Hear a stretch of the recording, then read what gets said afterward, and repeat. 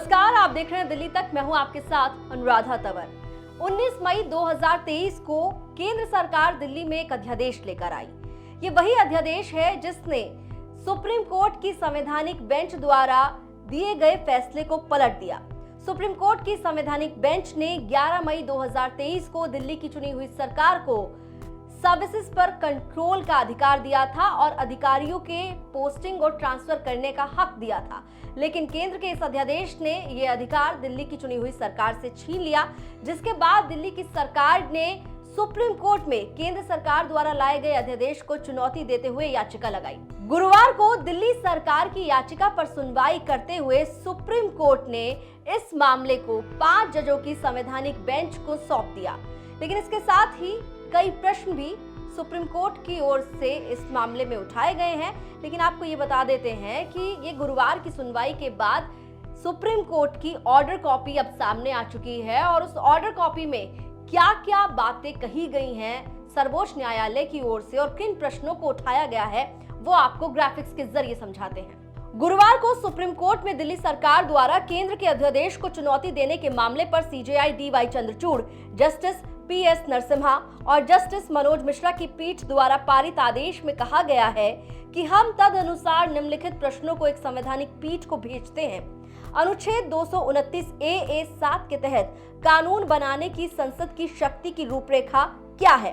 क्या अनुच्छेद 229 ए 7 के तहत अपनी शक्ति का प्रयोग करते हुए संसद राष्ट्रीय राजधानी क्षेत्र दिल्ली GNCTD के लिए शासन के संवैधानिक सिद्धांतों को निरस्त कर सकती है? तो गुरुवार को जो सुप्रीम कोर्ट में दिल्ली सरकार की याचिका पर सुनवाई हुई थी, उसकी ऑर्डर कॉपी सामने आ चुकी है, तमाम डिटेल्स सामने आ चुकी हैं। आपको बता दें कि दिल्ली सरकार की ओर से केंद्र द्वारा लाए गए अध्यादेश को सर्वोच्च न्यायालय में चुनौती दी गई है और अब सुप्रीम कोर्ट ने इस मामले को 5 जजों की संवैधानिक पीठ को सौंप दिया है, कई प्रश्नों के साथ।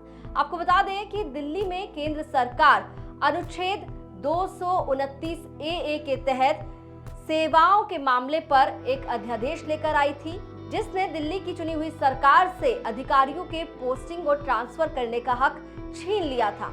इस मामले को लेकर अब 4 अगस्त को अगली सुनवाई सर्वोच्च न्यायालय में होगी। लेकिन दूसरी ओर अब संसद में भी केंद्र सरकार इसी मॉनसून सत्र में अगले सप्ताह विधेयक लाने जा रही है। जिस तरह की लगातार खबरें आ रही हैं, संसद में अध्यादेश का मुद्दा राज्यसभा में गूंजता हुआ नजर आ चुका है। आम आदमी पार्टी के सांसद राघव चड्ढा और संजय सिंह के द्वारा 21 जुलाई को इस मुद्दे को लेकर राज्यसभा में आवाज उठाई गई और दूसरी तरफ अब 4 अगस्त को दिल्ली सरकार की याचिका पर अगली सुनवाई होगी अध्यादेश मामले में। आपको ये भी बता दें कि गुरुवार को जो सुप्रीम कोर्ट में अध्यादेश के मामले पर सुनवाई हुई थी, उसमें दिल्ली सरकार की ओर से याचिका में ये मांग की गई थी कि सर्वोच्च न्यायालय केंद्र द्वारा लाए गए अध्यादेश पर स्टे लगाए। हालांकि सुप्रीम कोर्ट ने ये मांग दिल्ली सरकार की नहीं मानी और ऑर्डिनेंस पर कोई स्टे नहीं लगाया।